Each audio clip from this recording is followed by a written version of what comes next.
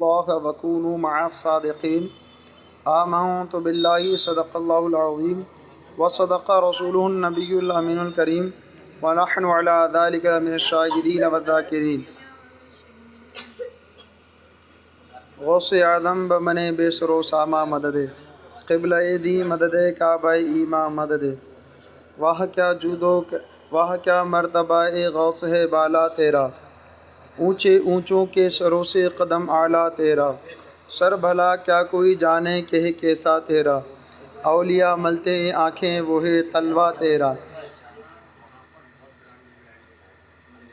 کیا دبے جس پہ حمایت کا ہو پنجہ تیرا، شیر کو خطرے میں لاتا نہیں کتا تیرا، ابن زہرا کو مبارک و عروس قدرت، قادری پائیں تصدق میرے دولہا تیرا، تجھ سے در سے سگ اور سگ سے ہے مجھ کو نسبت، میری گردن میں بھی ہے دور کا ڈورا تیرا، اس نشانی کے جو سگے نہیں مارے جاتے، حشر تک میرے گلے میں رہے پٹا تیرا۔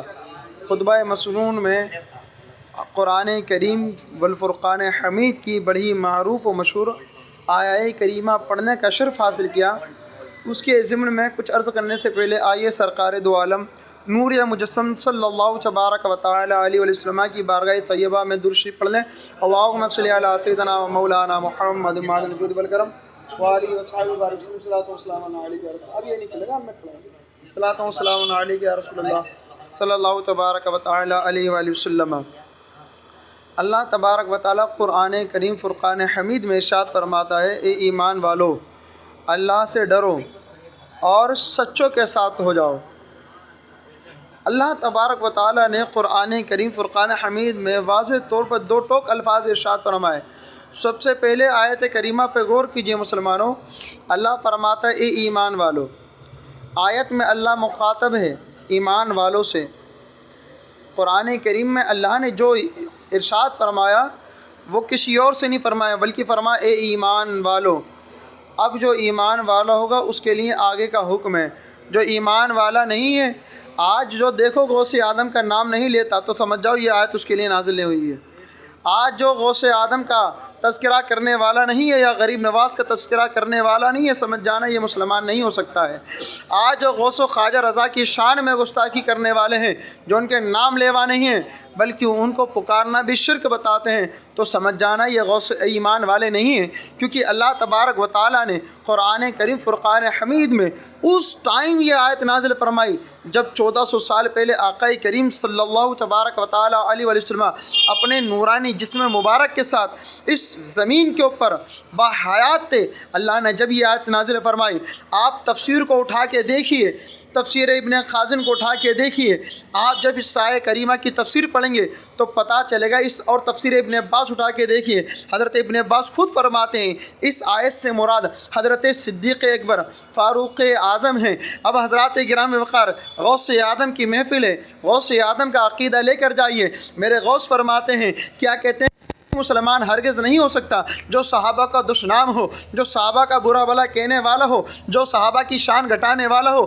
جو صحابہ کے ایمان کے انکار کرنے والا ہو، جو صحابہ کی تکفیر کرنے والا ہو، وہ بھی ہرگز ایمان والا نہیں ہو سکتا۔ اور جس نے اہل بیت پاک کو، اہل بیت نبوت کو، آقا کریم کے گھر والوں کو چھوڑ دیا، وہ بھی ہرگز ایمان والا ہو نہیں سکتا۔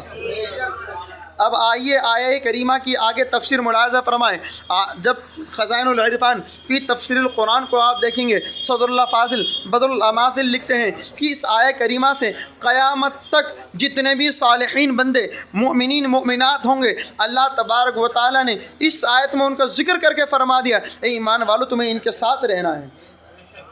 اب سوچئے کہ آج کے دور میں جو کہتا ہے کہ غوث اعظم کے ساتھ ہونے کا حکم قرآن میں نہیں ہے، تو سمجھ جانا یہ عقل کا اندھا اور ایمان والا نہیں ہے۔ جو ایمان والا اس کے لیے یہ آیہ کریمہ ہے، ماتا یا ایھا الذین آمنوا اتقوا اللہ وکونوا مع الصادقین، اے ایمان والو اللہ سے ڈرو اور سچوں کے ساتھ ہو جاؤ۔ حضرات گرامی وقار، یہ سچے کیسے سچے رہیں؟ آپ ان کی زندگی کو اٹھا کے دیکھیے۔ حضرت غوث اعظم بچپنے کے عالم میں جب ماں نے پڑھائی کرنے کے لیے بھیجا، سب سے پہلے وصیت فرمائی، بیٹا جھوٹ نہیں بولنا ہے، بیٹا جھوٹ نہیں بولنا ہے، ہرگز نہیں بولنا ہے۔ آپ نے 12 واقعے سنا ہے کہ جب غوث اعظم چلے تو 40 ڈاکو نے غالب کا اور تمام پورے قافلہ کو لوٹ لیا۔ جب غوث آدم کی تلاشی لے، جب کچھ نہ ملا تو سوچا اس بچے کے پاس کچھ نہیں ہے۔ جب ایک ڈاکو نے آ کر پوچھا کہ یہ بچے تیرے پاس کچھ ہے، تو غوث آدم فرماتے ہیں ہاں۔ اندر ایک جیب ہے، اس کے اندر 40 اشرفیاں رکھی ہیں، 40 اشرفیاں رکھی ہیں۔ تو ڈاکو کا سردار کہتا ہے جب اس کے پاس بات جاتی ہے، کہتا ہے بیٹا تم اسے منع کر، ہم کون سی تمہاری تلاشی لینے والے تھے، تم منع کر دیتے ہم تو یقین کر لیتے۔ تو کہا نہیں، میری ماں نے جب مجھے بھیجا تھا تو ایک درس دیا تھا، بیٹا کسی بھی حال میں جھوٹ نہیں بولنا ہے، تو میں اپنے ماں سے وعدہ کر کے آیا تھا، لہٰذا اسی وجہ سے میں نے جھوٹ نہیں بولا۔ اتنا سننا تھا، یہ اللہ والے ہوتے ہیں۔ دیکھیے بچپنے کا عالم ہے، ماں سے کیا وعدہ جو بھول نہیں رہے۔ تو ڈاکو کے دل پہ وہ جملہ اثر کر گیا، کہا جو اپنی ماں سے وعدہ کر کے نہ توڑے، یہ عبد القادر جیلانی بتائیے کیسا پابند ہے، اپنی ماں کا فرما بردار ہے۔ حالانکہ یہ حدیث شریف بھی جھوٹ مت بول، اور یہ ماں کی عظمت دیکھ بتانی تھی، اور ڈاکٹر کو اثر کرنا تھا۔ انہوں نے سوچا بتاؤ یہ ذرا چھوٹا سا بچہ، یہ والدین کا اپنی ماں کا اتنا فرما بردار ہے، ہم جس نے ہمیں پیدا کرا رب جہان ہے، جو خالق حقیقی ہے، اس سے ہم وعدہ کر کے ہم جھوٹ نہیں بولیں گے، اور ہم جھوٹ بول رہے ہیں اس کی چوری چکاری ڈاکہ فریب نہیں کریں گے۔ آج ہم یہ کر رہے ہیں۔ یہ جملہ جب اثر کرا تو 40 کے 40 ڈاکو انہوں نے کر لی۔ ایک ہی ہمارے غوث آدم ہے، بچپنے کا عالم ہے، ان کے گھر کے غوث آدم کی تلاشی لیجئے تو بستروں پہ جا کے ایک دوسرے کے سینوں پہ ہاتھ پھیرا کرتے ہیں۔ ایک ان کے گھر کے غوث آدم ہے جن کا نام رشید احمد گنگوئی ہے۔ ابھی حال فی الحال میں ایک بندے کو میں نے پکڑا، اس نے ایک نوجوان شخص کو پکڑ رکھا کہ رہا تم فاتح کیوں کرتے ہو، قرآن کریم میں فاتح کا ثبوت کہاں ہے؟ میں نے پکڑ دیا، میں نے کہا بھائی فاتحہ کا ثبوت قرآن میں بھی ہے، حدیث میں بھی ہے، پر میں نے کہا ہے ایمان والوں کے لیے۔ پہلے بھی یہ بتائیے کہ فاتحہ اہل سنت والجماعت کے نزدیک کیا ہے؟ فاتحہ اہل سنت والجماعت کے نزدیک کیا ہے؟ کیونکہ جیسا اس کا حکم ہوگا ویسی اس کی دلیل ہوگی۔ اگر اسے فرض کہیں گے تو اس کی دلیل قرآن کی نص قطعی سے ملے گی۔ قرآن کی نص قطعی جیسے اللہ فرماتا اقیم الصلاۃ، اے ایمان والو نماز قائم کرو، تو نماز فرض ہے۔ وآتوا الزکاۃ، زکوٰۃ ادا کرو تو زکوٰۃ فرض ہے۔ اللہ نے حج کا ذکر فرمایا واتموا الحج، اور حج کی ادائیگی کرو تو حج فرض ہے نہیں، حج فرض ہے۔ اللہ نے جہاں جہاں پر واضح طور پر آیت میں جس امر کا ذکر فرمایا وہ فرض ہو گئی۔ تو اگر اہل سنت والجماعت فاتحہ کو فرض کہتے ہیں تو قرآن شریف سے ثبوت لو۔ میں نے کہا بتاؤ ہمارا موقف ہے فرض کا؟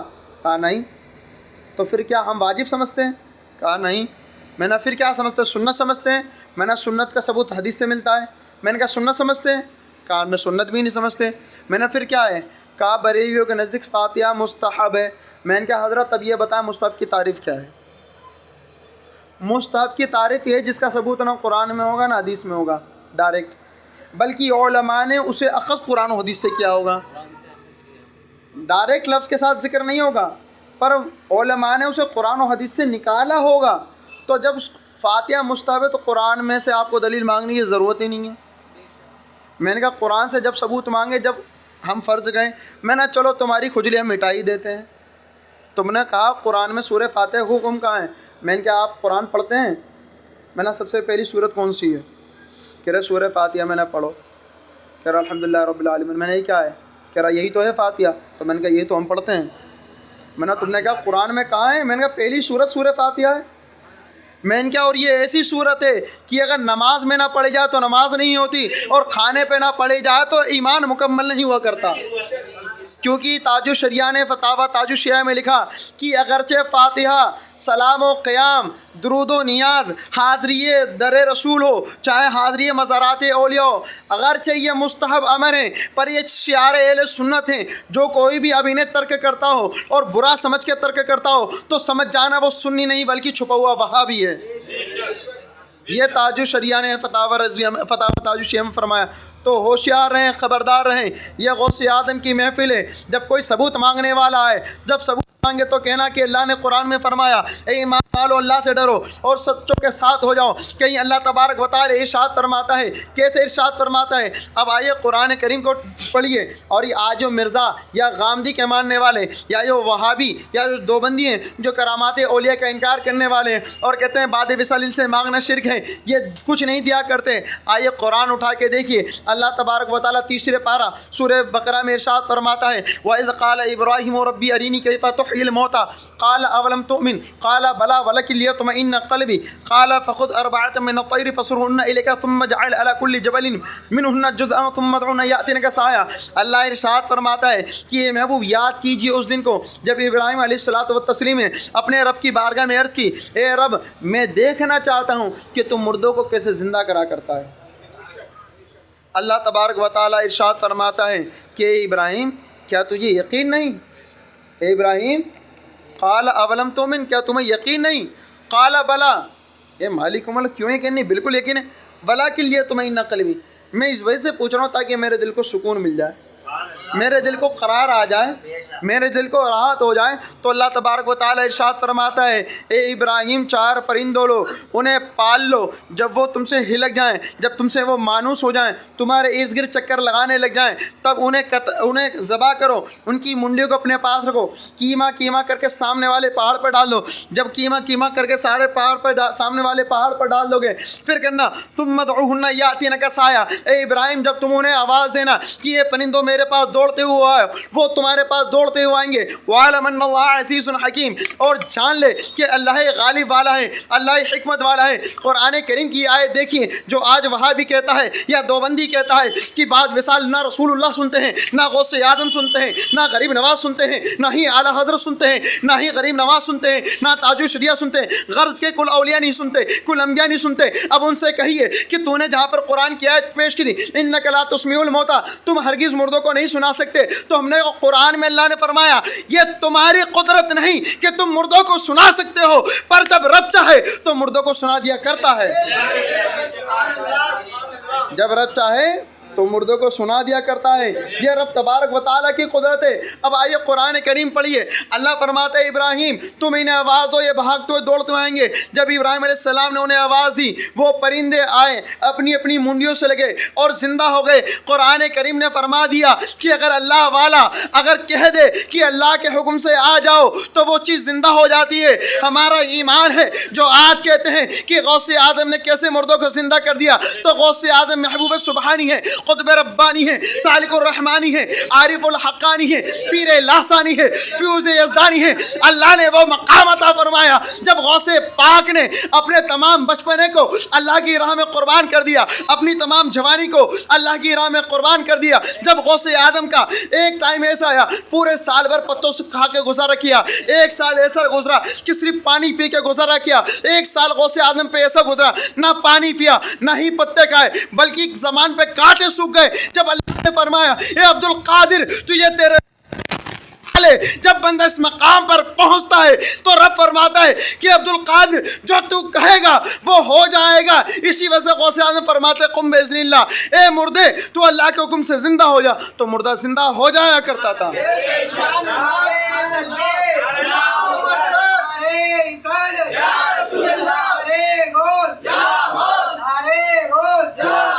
عشق محبت عشق محبت اعلیٰ حضرت اعلیٰ حضرت عشق محبت عشق محبت اعلیٰ حضرت اعلیٰ حضرت بستی بستی کریا کریا تاج الشریعہ تاج الشریعہ بستی بستی کریا کریا تاج الشریعہ تاج الشریعہ نعرے تکبیر اللہ اکبر نعرے رسالت یا رسول اللہ۔ آپ حضرات کرام یہاں پر آئے ہیں مدرسہ فیضان اعلیٰ حضرت میں عقیدہ اہل سنت لے کے جائیں۔ یہ وہابی بولتا ہے پر سمجھتا نہیں، نہ یہ قرآن اس کے حلق سے نیچے اترا ہے نہ ہی کلمہ اس کے حلق سے نیچے اترا ہے، کیونکہ یہ مسلمان نہیں ہے۔ جب مسلمان نہیں تو قرآن تو ہدایت اصل میں مسلمانوں کے لیے ہے، متقیوں کے لیے۔ اللہ نے فرمایا ھدی للمتقین، اور یہ قرآن جو ہے یہ متقیوں کے لیے ہدایت ہے۔ جس کے پاس ایمان نہیں اس کے پاس کیا ہدایت؟ تو آج جو قرآن پڑھ کے بھوکتا پھرے اور کہ قرآن میں لکھا ہے وہ لکھا ہے تو سمجھ جاؤ اس نے قرآن کو اصل معنی میں سمجھا نہیں ہے۔ اب حضرات گرامی وقار آپ کا ذہن کھولنے کے لیے ایک آیت پڑھتا ہوں۔ اللہ تبارک و تعالیٰ قرآن کریم فرقان حمید میں ارشاد فرماتا ہے افلا یتدبرون القرآن ولو کان من عند غیر اللہ لوجدوا فی اختلافا کثیرا۔ اللہ فرماتا ہے کہ اے لوگو کیا قرآن میں غور نہیں کرتے؟ اگر یہ غیر خدا کے پاس سے ہوتا، اگر یہ اللہ تبارک و تعالیٰ کا نازل کردہ قرآن نہ ہوتا تو اس میں بہت زیادہ اختلاف پاتے ہیں۔ ایک آیت دوسری آیت سے ٹکراتی، ایک آیت دوسری آیت سے ٹکراتی، ایک آیت کہتی کچھ دوسری آیت کہتی کچھ۔ حضرات گرامی وقار، اب یہ دیکھیے اللہ نے قرآن میں فرمایا، اب ہندی میں بھی ترجمہ قرآن شریف کا ہو چکا ہے۔ اب یہ دیکھیے کہ اگر کوئی غیر مسلم پڑھے قرآن کو، اگر وہابیوں کو سن لے اور وہ اس قرآن کی آیت کو سمجھ کا ترجمہ سن لے کہ ان کے رب نے فرمایا، مسلمانوں کے رب نے فرمایا اگر یہ غیر خدا سے پاس سے ہوتا تو اس میں اختلاف ہوتا، تو کہتے ہیں اگر یہ خدا کے پاس سے تو اختلاف نہیں، اگر یہ خدا کے پاس سے ہیں تو اختلاف نہیں، اور جب اختلاف ہو جائے تو سمجھ لینا غیر خدا کے پاس سے یعنی اللہ کی کتاب نہیں ہے۔ اب اگر یہ غیر مسلم اس آیت کا ترجمہ سنیں، پھر وہابی کی بولی سن لے اور وہ کہے، کیا کہتے ہیں وہابی کہتا ہے انک لا تسمع الموتى، تم ہرگز مردوں کو نہیں سنا سکتے۔ پھر ایک جگہ وہ کہے کہ وہابی کہتا ہے ودع من دون اللہ، تم اللہ کے علاوہ کسی ولا تدعوا من دون اللہ، تم اللہ کے علاوہ کسی اور کو مت پکارو، تو تم نے جس کو اللہ کے علاوہ پکارا اس نے شرک کیا۔ اور ایک جگہ کہے کہ مردے سنتے نہیں ہیں، ایک جگہ کہے کہ مردے مر کر مٹی میں مل گئے ہیں، ایک جگہ قرآن کی آیت یہ پیش جو کرتا ہے کہ یہ تو ایسے ہیں کہ نہ خود اپنے کچھ کر سکتے ہیں نہ تمہیں کچھ دے سکتے ہیں، بلکہ ان کے سامنے اگر مکھی بھی کچھ اٹھا کر لے جائے تو اسے بھی نہیں روک سکتے۔ قرآن کی ایک آیت ہے جس میں فرمایا اللہ نے کہ یہ مکھی کو پیدا بھی نہیں کر سکتے، بلکہ اگر مکھی ان کے آگے سے کچھ اٹھا کر لے جائے تو یہ اسے روک بھی نہیں سکتے۔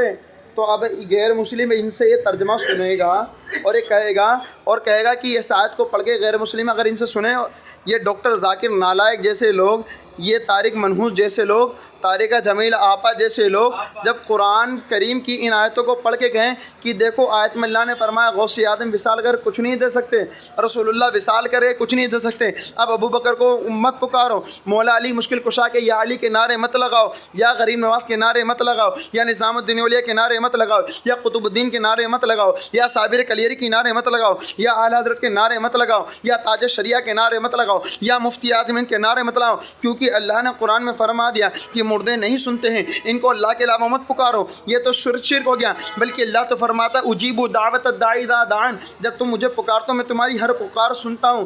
وہابی یہ ترجمہ جب کرتا ہے، ان آیتوں کا ترجمہ کرتا ہے، اب عام بندہ جب سنے گا، اگر غیر مسلم سنے گا تو کہے گا ایک طرف تو اللہ نے یہ فرمایا کہ اللہ کے جو محبوبین بندے کچھ نہیں دیتے، جب تیسرے پارے کی آیت وَإِذْ قَالَ إِبْرَاهِيمُ رَبِّي أَرِنِي كَيْفَ تُحْيِي الْمَوْتَىٰ پڑھے گا کہ ابراہیم علیہ السلام کہتے ہیں کہ اے رب میں دیکھنا چاہتا ہوں کہ تم مردوں کو کیسے زندہ کرتا ہے۔ اگر یہ آیت جب سنے گا اور کہے گا کہ ابراہیم علیہ السلام و تسلیم نے 4 پرندوں کو ذبح کرا اور سامنے پہاڑ پر ڈالا، اور جب ابراہیم علیہ السلام نے ندا فرمائی تو وہ چاروں کے چاروں پرندے جن کا کیما ہو چکا تھا، بوٹی ہو چکی تھی، جن کے سر ابراہیم علیہ السلام و تسلیم کے قدموں میں تھے، اب وہ دوڑتے ہوئے آتے ہیں، ان کے جسم جڑ جاتے ہیں۔ وہ کہتا ہے بتاؤ، ایک طرف تو قرآن کہہ رہا ہے کہ اس میں اختلاف نہیں پاؤ گے، ایک طرف یہ ہے کہ مردے نہیں سنتے ہیں، مردوں کو پکارو گے تو شرک ہو جائے گا، اور ایک طرف ابراہیم جو اللہ کے خلیل اللہ ہیں وہ بھی مردوں کو پکار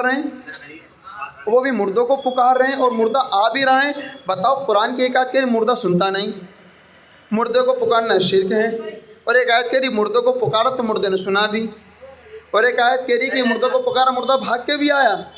تو بتاؤ، 2 آیتیں ملی، دونوں میں ٹکراؤ ہو رہا ہے، تضاد ہو رہا ہے۔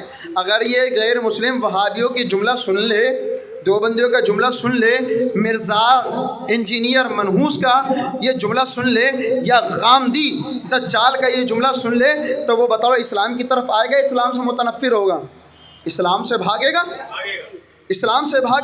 کہے گا ایک طرف تو قرآن کہہ رہا ہے اللہ کے پاس سے اس میں اختلاف نہیں، اور ایک آیت کہہ رہی ہے مردے سنتے نہیں، ایک آیت کہہ رہی ہے مردوں کو پکارنا شرک ہے، ایک آیت ہم نے دیکھا کہ ابراہیم نے مردوں کو پکارا، یہاں تو شرک نہیں ہوا، ایک آیت کہہ رہی ہے مردوں کو جب پکارا تو مردے بھاگتے ہوئے چلتا ہے۔ اب یہ ماجرا کیا ہے؟ تو ہم نے سنا، ہم نے کہا کہ اے انسان عقل سے کام لے، اگر وہابی کی بولی سنے گا، اگر دیوبندی کی بولی سنے گا تو اس میں اختلاف پیدا تو یہ نظر آئے گا، پر جب تو اعلیٰ حضرت کی بولی سنے گا، اور جب تو سنے گا کہ اعلیٰ حضرت نے فرمایا، تفسیر ابن عباس اٹھا کے دیکھے گا تو جو یہ آیتیں اولیاء کرام کے لیے چسپا کر دیں، اللہ تبارک و تعالیٰ نے ان آیتوں کو قرآن کریم میں بتوں کے حق میں نازل فرمایا، اور فرمایا جو خدا کو چھوڑ کے معبودان باطل کو اپنا رب بنا لیا کرتے ہیں اور ان کو خدا مان کر ان کو پوجا کرتے ہیں، جو ایک خدا کو چھوڑ کر ہزاروں خداؤں کی پوجا کرتے ہیں، عبادت کرتے ہیں، یہ ان کے حق میں آیت ہے۔ جو غیر اللہ ہے وہ کچھ نہیں کر سکتے، جو محبوب اللہ ہے وہ سب کچھ کر سکتے ہیں۔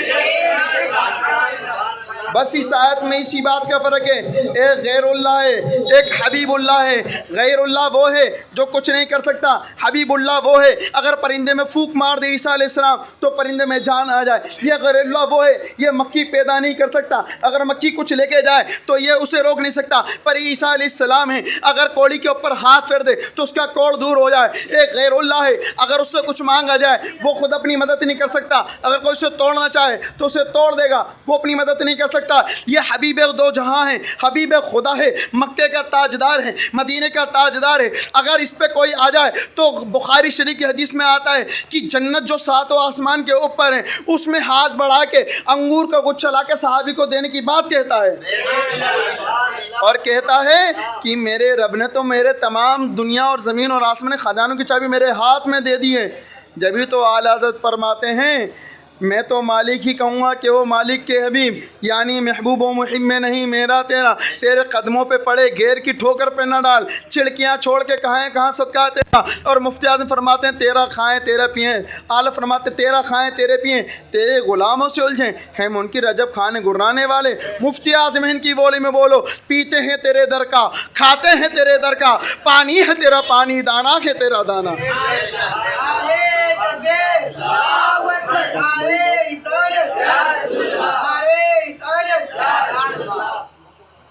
حضرات گرامی وقار، اب آپ نے آیتیں سن لی۔ ایک وہ آیت جسے وہابی نے پیش کیا، تفسیر ابن عباس اٹھا کے دیکھیے، جتنی بھی اس نے آیتیں اولیاء کرام کے بارے میں پڑھی، جتنی بھی غوث اعظم کے تعلق سے پڑھیں، حبیب پاک کے تعلق سے پڑھیں، وہ تمام کی تمام آیتیں بتوں کے حق میں تھیں، پر جو آیتیں حبیب اللہ کے حق میں تھی اسے چھپایا کرتا ہے۔ تو قرآن میں اختلاف نہیں، اختلاف وہابی کی سوچ میں ہے، اختلاف دیوبندی کی سوچ میں ہے، اختلاف مرزا کی سوچ میں ہے، اختلاف کی سوچ میں ہے۔ اور جو ایسے اختلاف کرا قرآن کو ہی اختلاف والا کر دے، بتاؤ اس کے پیچھے کے پیچھے نہیں چلا جاتا۔ اور آج جو کرامات اولیاء کا منکر یہ مرزا انجینئر ہے جو جہنم نہیں بلکہ جہنم کا ایندھن ہے، جو آج 295 کے تحت جیل کے اندر بند ہے۔ اللہ تبارک و تعالی سے ہمیشہ کے لیے جیل میں بند رکھے تاکہ ایسے خبیث دجال فتنوں سے اللہ مسلمانوں کی حفاظت فرماتا رہے۔ ایک جگہ کہتا ہے کہ پہلے کا دور تھا جب کیمرے چالو نہیں تھے، کراماتیں نہیں دکھتی تھیں، پہلے کیمرے کا دور نہیں تھا تو کراماتیں دکھتی نہیں تھی۔ آج کیمرے کا دور آئے، کراماتیں سب ختم ہوئی۔ ہم نے آنکھ والے تیری جوبن کا تماشا دیکھیں، دیدہ کور کو نظر آئے کیا دیکھیں۔ آج تو رحمت آباد شریف میں چلے یا، آج جن کو کینسر ہوا کرتا ہے ان کی بھی کینسر دور ہو جایا کرتا ہے۔ جن کو ڈاکٹر منع فرما دیتے ہیں، کہہ دیتے ہیں کہ یہ بچنے والا نہیں، رحمت آباد شریف میں آتا اسے زندگی مل جایا کرتی ہے۔ ہم نے کتنوں کو دیکھا جو نابینا تھے، جب رحمت آباد شریف میں گئے انہیں آنکھ مل گئی۔ یہ تو وہ لوگ ہیں کہ یہ تو وہی والی بات ہو گئی کہ الو نے کبھی سورج دیکھا نہیں، وہ کہتا ہے کہ سورج ہے نہیں۔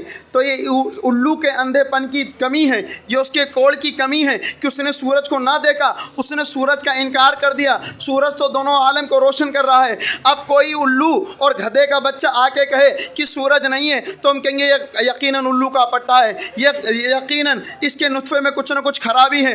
تو جو سورج کا انکار کر دے وہ الو کا پٹا ہوا کرتا ہے۔ جو قرآن کریم میں جو حبیب اللہ کے لیے آیت نازل ہوئی ان کا انکار کر دے وہ کون ہوگا؟ وہ کون ہوگا؟ کیا وہ مسلمان ہو سکتا ہے؟ وہ گمراہ بدین بد مذہب ہے اور ایسوں کے پیچھے چلا جائے گا؟ بالکل نہیں چلا جائے گا۔ اب یہ کہتے ہیں کہ ایک طرف غوث اعظم بغداد میں بیٹھے ہیں، سمندر میں کشتی ہے، اب کسی نے پکارا یا غوث اعظم علیہ حضرت ہمیں بچا لیجئے، ہم ڈوبنے والے ہیں۔ مفتی اعظم فرماتے ہیں ہمارا بھی بیڑا لگا دو کنارے۔ ہوائے مخالف چلی غوث اعظم، ہوائے مخالف چلی غوث اعظم، تو کہتے ہیں یہ شرک ہے۔ بغداد میں رہ کر ہندوستان میں کیسے مدد کر سکتے ہیں؟ بغداد میں رہ کر سمندر کے اندر کیسے مدد کر سکتے ہیں؟ یہ تو لوجک کے خلاف بات ہے۔ ایک بندہ مدرسہ فیضان اعلیٰ حضرت میں بیٹھا ہوں، کیا وہ بھجن پورے والے کی مدد کر سکتا ہے؟ کیا وہ پاکستان والے کی مدد کر سکتا ہے؟ کیا وہ عرب والے کی مدد کر سکتا ہے؟ کہیں گے نہیں کر سکتا، یہ تو لوجک کے خلاف ہے۔ ہم نے کہا لوجک وہاں لگتا ہے جہاں پر انسان کی سکت کی بات ہو، لوجک وہاں نہیں لگتا جہاں پر اللہ کے عطا کی بات ہو۔ جب اللہ تبارک و تعالیٰ نے ارشاد فرما دیا من عاد لی ولیًا فقد آذنتہ بالحرب، اللہ ارشاد فرماتا ہے جس نے میرے کسی ولی سے ادنا برابر بھی بے ادبی लिए की, गुस्ताखी की, उससे अल्लाह तबारक व तआला ऐलान जंग फरमाता है। अल्लाह तबारक व तआला हदीस कुदसी में आगे इरशाद फरमाता है कि अल्लाह वाले वो लोग होते हैं जो अपने फ़राइज़ की तकमील के बाद अल्लाह तबारक व तआला की बारगाह में नफली नमाज की अदायगी कसरत के साथ करते हैं। एक वक्त ऐसा आता है कि अल्लाह का क़ुर्ब हासिल कर लेते हैं तो अल्लाह तबारक व तआला इनके हाथ हो जाता है जिनसे ये पकड़ता है, अल्लाह तबारक व तआला इनके कदम हो जाता है जिनसे ये वली चलता है, अल्लाह तबारक व तआला इनके कान हो जाता है जिनसे ये सुनता है, अल्लाह तबारक व तआला इनकी ज़बान हो जाता है जिनसे ये बोलता है। अब बताइए, अल्लाह तबारक व तआला फरमाता है इज़ा अरादल्लाहु बि शैअन अन यक़ूल बी लौ कुन फयकुन, जब अल्लाह तबारक व तआला किसी चीज़ को पैदा करने का इरादा करता है तो कहता है कि कुन, तो वो चीज़ हो जाती है। अल्लाह फरमाता है हदीस कुदसी में कि जब बंदा इस दर्जे पर फायज हो जाता है तो अल्लाह तबारक व तआला उसकी ज़बान हो जाता है जिससे वो कहता है। और एक जगह हुजूर फरमाते हैं इत्तक़ू फ़िरासतल मोमिनीन, और मोमिनीन की फ़िरासत से डरो। वयंज़ुरू बिनूरिल्लाह, वो देखता है तो अल्लाह के नूर से देखता है। जहाँ पर अल्लाह तबारक व तआला की कुदरत शामिल हाल हो, जहाँ पर अल्लाह फरमाए ए अब्दुल कादिर तू कह दे आज वो हो जाएगा, तो आज मिर्ज़ा जहलमी उर्फ जहन्नमी जैसे कितने भी कुरान के ताल्लुक से भौंकते हुए नजर आए, गौसे पाक के ताल्लुक से भौंकते हुए नजर आए, समझ जाना ये ईमान वाला नहीं है। क्योंकि अल्लाह वालों ने अल्लाह तबारक व तआला ने ईमान वालों के ताल्लुक से फरमाया ईमान वालों अल्लाह से डरो और सच्चों के साथ हो जाओ। ये कुरान कह रहा है कि जब ये पुकारते हैं, जब ये कहते हैं तो समुंदर में से मदद आ जाया करती है, समुंदर पार से मदद आ जाया करती है। अल्लाह के भी फरमाते हैं तक़ू फ़िरासतल मोमिनीन, और मोमिनीन की फ़िरासत से डरो। वयंज़ुरू बिनूरिल्लाह, वो देखता है तो अल्लाह के नूर से देखता है। हज़रात गिरामी वक़ार, आज बताइए क्या अल्लाह के नूर से कोई चीज़ पोशीदा है? जब अल्लाह ने अपना नूर गौसे आदम की निगाहों में डाल दिया तो गौसे आदम से खजूरी पोशीदा हो सकती है? आज हम खजूरी में रहकर गौसे आदम का नारा लगाएं और कहें कि या गौसे आदम हमारा बेड़ा पार कर दीजिए, हमारी बिगड़ी पार बना दीजिए, तो हमें यकीन है कि कुरान से और हदीस के ताल्लुक से गौसे आदम हमारी मदद फरमाएंगे।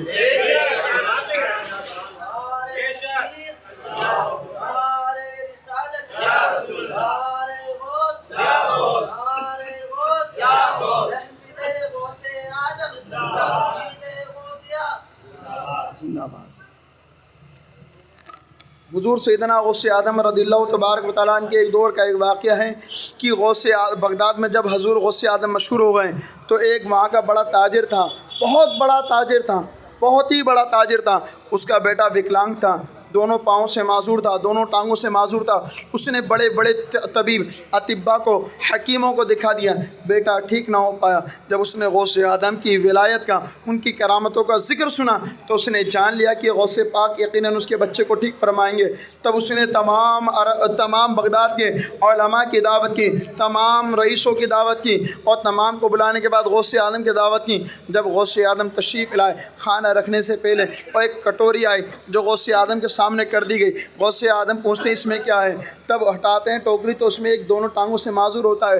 गौसे आदम कहते हैं क्या बात है? कहा या गौसे आदम ये बचपन से माजूर है, इसकी दोनों टांगें ख़राब हैं, आप करम फरमा दिए इसकी दोनों टांगें ठीक हो जाएँ। गौसे आदम आगे बढ़ते हैं और कहते अपने कदम से ठोकर मारते कहते हैं कुम भी इज़्निल्लाह, और खड़ा हो जा तो अल्लाह के हुक्म से।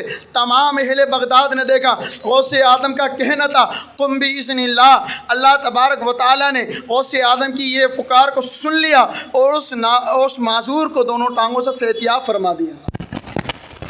तो आज गौसे आदम की आप महफिल में लेके आए, आज उस इरादों को लेके बैठे को नवाजते हुए नजर आएगा। आज मैंने कोई करामतों का जिक्र नहीं किया, करामतें होती हैं तो ये वहाबी हो, जोबंदी हो, चाहे मिर्ज़ाई हो, चाहे वो गामदी का चेला हो, चाहे यहाँ खजूरे का कोई चमन ही क्यों ना हो, आज एतराज़ करते हुए नज़र आते हैं, आज एतराज़ करते हुए नज़र आते हैं। इस वजह से मैंने कुरान पेश किया। ये कहते हैं कि बरेलियों के पास कुछ नहीं होता। मैंने कहा अमा ये बरेलियों का एक अदनासा हाफिज़ है जिसके पास कुरान की इतनी आयतों का ज़ख़ीरा है। सोचो जो इस हाफिज़ का उस्ताद होगा उसके पास क्या कुछ नहीं होगा, वो क्या कुछ पेश नहीं करेगा। तो इधर आओ प्यारे, हुनर आजमाएं, तू तीर आजमा, हम जिगर आजमाएं। तुम्हारे पास है क्या? तुमने मोटी मोटी वही आयतें पढ़नी जो बुतों के हक़ में नाज़िल हुई थी, आज एलुल्लाह पे चस्पा करते हो। हज़रत इब्न अब्बास ने ख़ुद फरमाते हैं कि मेरे आका ने फरमाया कि अनक़रीब एक ऐसा ज़माना भी आएगा जिसमें कुछ लोग पैदा होंगे जो बुतों के हक़ में आयतें नाज़िल हुई थी उन्हें अल्लाह के वलियों पर चस्पा करेंगे। تو سمجھ جانا حضور فرماتے ہیں کہ وہ تمام مخلوق میں سب سے بدترین مخلوق ہے۔ تو سمجھ جاؤ آج مرزا ہو، چاہے غامدی ہو یا اس کے اسٹوڈنٹ ہوں، چیلے چپاٹے ہوں، سمجھ جاؤ یہ اللہ کے حبیب نے فرما دیا یہ دنیا میں سب سے بدترین مخلوق ہے۔